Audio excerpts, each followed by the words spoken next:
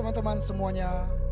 Oke, hari ini saya dalam perjalanan menuju ke sepanjang jalan Adi Sucipto.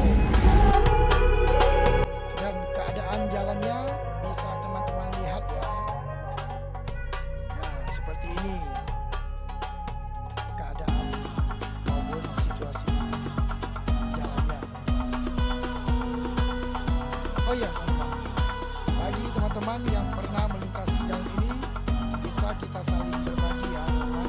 Silakan tinggalkan komentar di kolom komentarnya.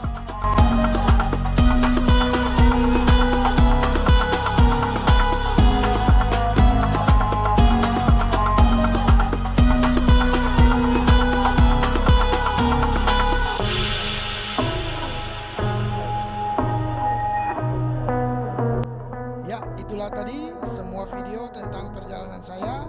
Semoga aja bermanfaat bagi kita semuanya ya teman-teman. Oke, sekian dulu video saya kali ini. Sampai berjumpa lagi di video saya yang berikutnya.